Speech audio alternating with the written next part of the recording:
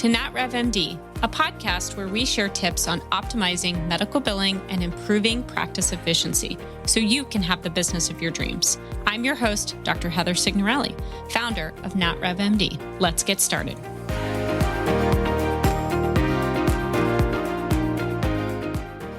Hi, welcome back to the NatRevMD podcast. This week, we're going to talk all about 7 proven tactics that will add revenue to your top line. And these are things that we've been working with our own practices that we oversee to fix and improve on. And we've really spent the time with their office staff, our staff, and the physicians in order to improve revenue. And these are the things that just feel sticky. They just feel hard. And they just are struggles that we've seen across many of our practices. And we wanted to share them with you guys today because we all know that every dollar matters, right? Every dollar that you don't collect is money left on the table. And it's hard enough to manage practices today without these things kind of getting into your way. Now, we've had multiple practices that we've been able to take over and support this year who have increased revenue 20 to 35% just by implementing these key tactics. Again, it takes an engaged team. That's an office manager, that's the physician team, that's the front desk team. Obviously, that's the billing team, all moving in the same direction. So this week, we're going to talk about a detailed guide that we put together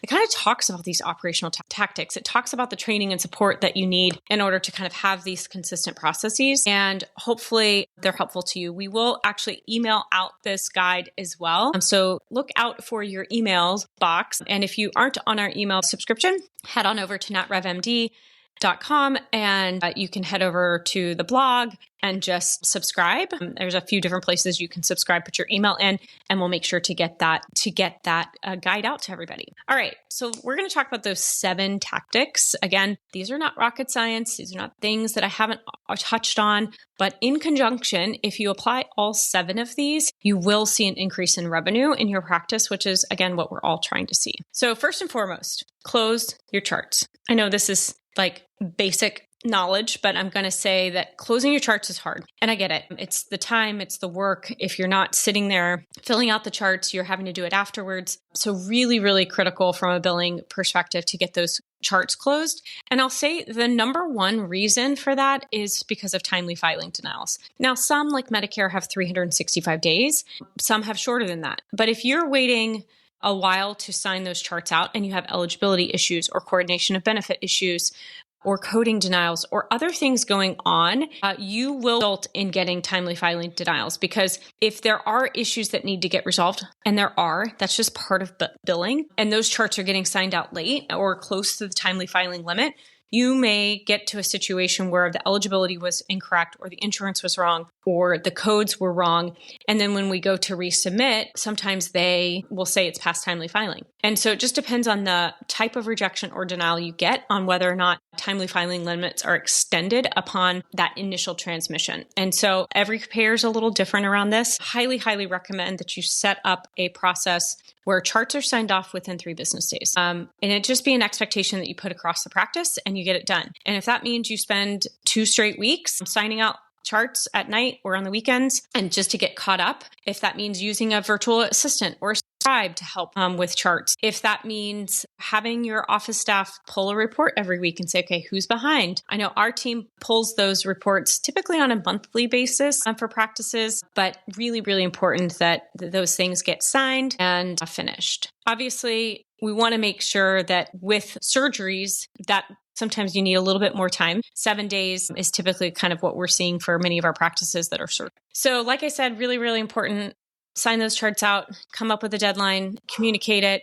Basically just allows for any issues that crop up, any eligibility concerns, any coding things to get resubmitted and also get your money faster, right? Like no sense in waiting to get paid. Just sign out the charts, come up with a process so that you can be supported. If you're finding that the workflows are really hard to sign out timely, I highly recommend a scribe so that everything's written in there and you have a chance maybe mid-morning to sign out the cases in the morning, or afternoon, you're signing out your afternoon cases, or worst comes to worst, you're blocking, a section of the day maybe the morning of the next day for the day prior. So really, really important to come up with something that works for you, works for your practice. Again, there's lots of really good resources that are out there. I know Dr. Sarah has some charting classes, and I'm happy to recommend those if you are looking for something like that. You can email us at info@natrevmd.com, and we're happy to get that sent out to you guys. And again, like I said, we're going to be putting this all into a guide, a PDF that you can download. And if you're looking to subscribe to our email list to make sure you don't miss that, head on over to natrevmd.com and subscribe using your email. All right, so let's go on to a few of the things that you can implement into your practice to make sure that these chart best practices get put into place. And especially for a larger practice, that may mean sign off policy, meaning like you communicate, okay, what are our expectations? What are our recommendations? And how are we going to enforce that? It can be regular unsigned chart reports. Like I said, we provide them monthly, but many practices will pull them weekly internally. So these are kind of some of the things you can do to put in to make sure that these best practices stick around. All right, so the second thing we'll talk about today is collecting money before the visit. I cannot tell you how important this is, and there's just a psychology of pre-service collection that patients are more likely to pay before being seen than they are after. And I just don't know why this is, but it's just reality. I don't know if it's wrong addresses or people get busy or they don't think, oh, I don't have to pay, or I don't understand why I have to pay, and they don't have anybody to talk to. And so they just don't pay. So really, really important. Now, if you are checking eligibility and you are understanding if a patient has a copay, has a deductible, you're getting that information. Copays are easy, right? You see it. Okay, I see that they have a copay. Great. I'll make them pay. I think the hard part is that people get really stuck on whether or not they should be collecting something for a patient who has a deductible. They haven't met their deductible yet, but they don't know what to do. And so this is where the idea of a deposit comes down, right? And you have to have a solid refund process in order for this to work, but you have a deposit, right? If it's an office visit, you charge $75 per procedure. You look at the CPTs, come up with like a 50% of historical allowable or 25%, depending on the type of procedures you're doing, maybe a little bit less if it's just a true well visit, but you really just want to make sure you're collecting something. Again, this is just for those patients with a deductible that hasn't been met, right? So you do eligibility, you pull up the information in your PM software and you see, okay, the patient hasn't met the deductible. They still have an $1,100 deductible that they still need to meet. Okay, then collect something. Deposit something. Now, you are, again, want to label these patients as like a deposit or something. You leave it unposted, right? So the billing team will then essentially file the claim. And if they get paid, they'll know the patient responsibility amount. And then they'll take whatever that deposit is and apply it to the claim. And then if there is a refund due, then that refund will happen. And hopefully that is something that you're doing weekly. And even better if you have a credit card processor or a software that allows you to do like a one-button refund. And if so, that makes it super easy. So really, really important to have a solid refund process for this to work. And you can always like email a receipt. Great job, or good news, not great job. Good news, your insurance paid more than it expected. So obviously a workflow here is you're checking copays and deductible. You're quoting that deposit clearly and consistently to the patients. You're collecting it, maybe even saving a credit card on file, which is best case scenario, providing any sort of receipt. And if there is a refusal, you're making sure the physician and the office manager are aware. And you really have to have a solid deposit policy, financial thing for the patients to sign, and a refund process, right? Like I mentioned, pulling those refunds weekly, having the office submit those refunds because it's something that we're going to want to do. And nobody wants to be sitting there writing checks. So best case is we work with a software called ModMed. Love them for the OB practices. And they have this great button. You just push it, just refunds to the credit card. And they get an email and you can write in there whatever you want or have a template. It's just lovely. So really, really important that this be something that you put into practice. Again, for those deductible patients, just kind of a key tidbit that we've noticed and seen with practices doing that. If you're enjoying listening to the NatRevMD podcast, please subscribe wherever you're listening to our podcast. Leave us a review because those are the things that help us get in front of more physicians. Thanks so much. All right. Number 3, eligibility. I don't know how often I talk about eligibility. I feel like it's all the time. I feel like one of the most important things you can do in your practice is a solid eligibility process. It is, to this day, the number one preventable denial we still see in our practices and is the highest risk in terms of having a claim denied and not being able to fix it. Again, outside of timely filing, like you just can't fix that. But eligibility, the struggle is once those patients are gone and if you don't see them again, then getting that insurance corrected, getting that information corrected means tracking the patient down, getting their new insurance card, resubmitting. And again, if all of that takes months and you've signed out the chart late, then you're in a situation where you've not submitted it to the correct insurance company. And that's how they consider timely filing, meaning if you've submitted it to the wrong insurance, sometimes you can appeal saying, hey, I submitted it to the wrong place. But a lot of times they're like, no, sorry, you got to get it right the first time. And so really, really important to have a solid eligibility process. You really need to run it 72 hours, a couple days in advance, maybe even again the day before, and that the front office staff is communicating if that eligibility has failed and they're resolving those issues. Ideally, they're calling the patients a couple days before, hey, you're no longer eligible, you're out of network, we need a new insurance card, or otherwise you're going to be paying a self-pay fee schedule. And we've got to get those cleared the day before. And that way you get everything done. When the patient comes to check in, they're going and seeing the physician, they're paying copays and deductibles, and boom, done. So again, really, really important that the front desk is doing this with a 95% and up capture rate or fix rate. And it's just so common that policies are termed or that they've changed jobs. They maybe don't have the new insurance card yet, or they weren't paying attention that the policy changed. Coordination of benefits is also a big issue where a patient has 2 insurances and we've billed one first when we should have billed the others first. And a lot of times actually for insurance companies, they're requiring the patients to call on those coordination of benefits and understand who should be billed first. And so the billing team or the office can't even do that. We have to alert the patient that they need to call. Sometimes the office can handle it, especially if they're the ones managing the eligibility. It's not common that we, the billing team, are managing COB issues just because most of our practices do eligibility themselves. So again, really, really important. Eligibility process has to be down. You need to have a checklist. You need to have a SOP for this. And everybody's trained on it. Everybody's measured on this. If you have eligibility denials, then you need to be understanding, okay, who is on eligibility that day? Do you have one staff member who always does eligibility? Easy to give feedback. If you have kind of a rotating schedule, which is fine, understand who's in charge of what dates of service so that you can provide a feedback to those individuals. Again, not in a negative way, but just as re-education that we've had eligibility denials. Maybe it's one specific staff over another, and you just need to sit there and retrain, right?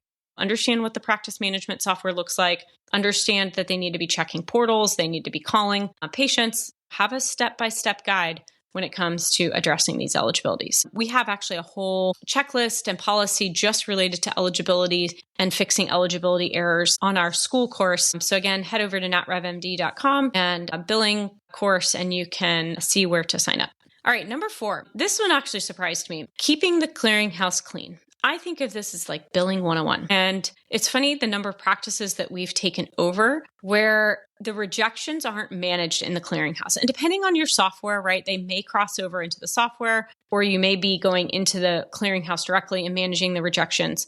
But basically, if you have like TriZetto, for example, and you need to work rejections in TriZetto and your billing team isn't doing that, we walked into a practice who had 700 rejections sitting there in the clearinghouse. I mean, and they were a pretty large practice, surgical. It was a lot of money. And the clearinghouse, not only is it rejection issues, but it can be payer enrollment issues. And I don't mean credentialing payer enrollment issues. What I mean is actually enrollment issues in terms of an EDI enrollment. So what I mean by that is the connection between the practice management software and the payer directly.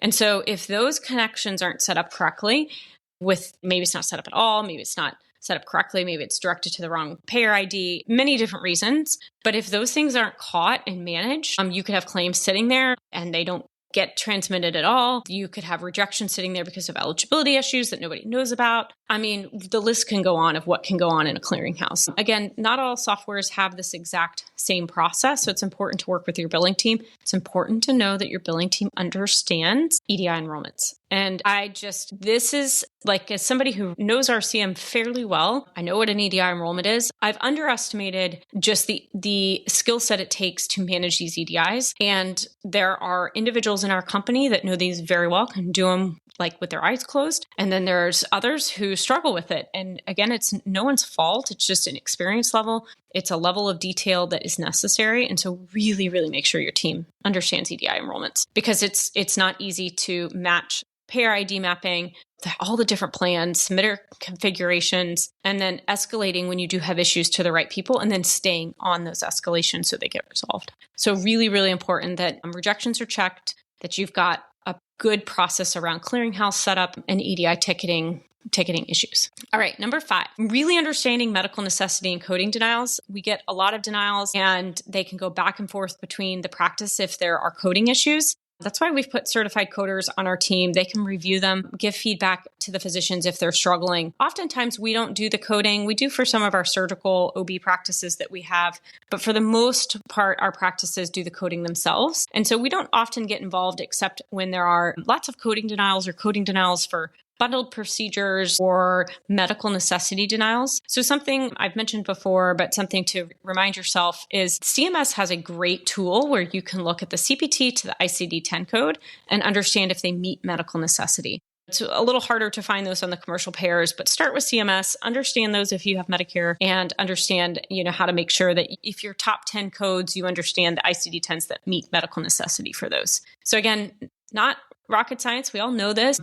For us, we create an issue tracker that kind of pulls together these eligibility denials, coding denials, and it puts them in the face of the practice in a SharePoint so that everybody can see it. And we put in the coding information, we put the denial, we put our notes, and then we're handing that back to the practice because they're the ones doing eligibility, or the physician needs to see the coding so that we're all on the same page. We kind of toss that to them. They provide their notes, and then they toss it back to us to resubmit. And so having a good tracking system is really, really important so that you can make sure that nothing's dropped. Half the time when we walk into a client's old AR, that's what it is. It's claims that got touched, somebody called on, or didn't call on, but somebody maybe tried to address, and then they were waiting on something, and then it just kind of goes and goes, and then it's past timely filing. And so the tracking system for us, especially as an outsourced vendor, has really helped ensure that nothing gets dropped. You guys know me by now. I don't know, we're on our 100th some odd episode. I talk about Excel spreadsheets. I love a good Excel spreadsheet. It's not fancy. It's not as fancy as like Power BI and all that, but it works. All right. Number 6, don't leave MIPS money on the table. So we had actually a couple podcasts on this, part 1 and part 2. So MIPS is that CMS Medicare quality payment program that basically if you submit quality data to CMS, they are going to give you a bonus. It's a couple percent. It's not huge, but guess what? If you don't do it and you qualify and you need to be doing it, you will have a deduction. Now, again, that 2 to 3% could be as high as 8, 9%. I've not seen it be that high before, but it can be. So please work with your EMR vendor. Understand how you submit that quality data if you qualify. You can go onto the CMS website, type in your MPI number, and they'll tell you if you qualify. Do you need to be submitting that data or not? Is there benefit for you to submit that data or not? Again, smaller practices, you may not need to. Larger practices typically do. So please check out our 2 podcast episodes on MIPS. All right. And last but not least, let's talk about financial closes. So financial closes are really what happens at the end of the month for you to say what was deposited, what was posted, what claims were sent out, what dates, what business was done. And it basically allows you to say, okay, this is the month of April. It's May 1st now, and we're going to close the month of April so that nothing else can get credited for April. Now, a big key thing here is you want all your charts for April signed out. You want any payments that were received in April posted, and really just close the month. And that is when you do a hard close, nothing can get posted or credited for the month of April without, it just can't happen, right? It's a hard close. It just closes it off. So if you try and post a check that maybe was deposited April 30th, but you didn't get to it to May 2nd, you can't give it credit to April. It'll get credited to May, but it won't get credited to April. And there's some nuances around how you do that, right? Do you wait a couple days in case you want that April 30th check to be accredited to April? Many different practices do this differently. Some wait a couple days. Some just say if it wasn't posted at midnight on the 30th, then we'll apply it for May. So you have to know how that's going to affect reconciliation with your bank accounts. But at the end of the day, doing a hard close allows for money to not be credited to prior month. ECW has like a really strange way of doing hard closes. You have to sign out all of your charts before you're able to do a hard close. And so we have some of our practices that think they're doing a hard close because they've put it on auto, but their charts aren't signed out in time, so hard closes aren't happening. And so where this gets you into trouble is money can come in, say May, for dates of service, say in April or March. And if you didn't do a hard close and you post it, and even though you post it as, okay, it came in on May 5th, it will give it credit to prior months if they weren't closed. Now, again, this depends on the software. It depends on soft closes and hard closes. And this is a little tricky, but I'm going to encourage you to sit with your software vendor and understand what a hard close looks like, what a soft close looks like, what are the requirements for that, because it can make financial reporting and tracking and trending deposits really messy. And why I say this is, okay, so us, for example, we pull reports on the 1st or 2nd of the month for practices. And our expectation is that they have done a close. I didn't even think to ask these things when we first started our company. But what has happened is they don't do a close, and we pull reports by posted date, right? We want to see what was posted in that month, but that may look different than other reports if we don't do a close, meaning that May 2nd check that comes in for maybe April and March dates of service. If there hasn't been a hard close, even though we say we posted it on May 2nd, it can be credited to March and April. But because we've already pulled March and April reports, you never basically get to see or account for that revenue. It's like poof, it's just magically applied to past months. But because we don't go and re-pull those monthly financial reports, you never see it. It's just not there. And so this is a really tricky thing. And we have some practices that are sticklers and hard close down to the penny. And that includes patient payments, insurance payments, everything. And so I guess there's probably some happy medium here to make it like not stressful. But at the end of the day, you've got to have a close process. My recommendation is a hard close. Again, that ECW hard close is really tricky because if you have never hard closed before, you have to go and fix any issue from prior months. And that could be months and months and months. And you have to kind of clean up everything in order to do that. And some of those issues are reports and it's tricky. It's time consuming. It's an entire project on itself. So highly recommend understand your close process with your front desk, or not your front desk. It's usually your office manager and your accountant. It's usually a combination of those two people. Sit down with them, figure this out, and hopefully this will help financial trending. That's really the biggest thing that this impacts. It basically lets you know how much true money do you have coming in every month.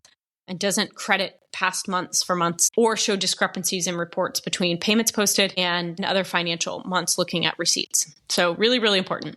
All right. I think that's a lot of information for a day. So hopefully this helps. Again, this is just a lot about what we've learned over the last several years. We have 26 plus practices, 70 plus employees at this point, and we'd love to help you in your practice, especially if you are medium to large size practice and looking to improve processes. That is our sweet spot. And we're happy to help with policy development, checklists, training with your staff, really to make this well-oiled machine. So check us out, natrevmd.com. We are currently have a wait list probably until September for new practices. So give us a call and we'd be glad to see if it's the right fit on both ends and help you get more revenue. All right. Great talking to you. Thanks so much. Bye.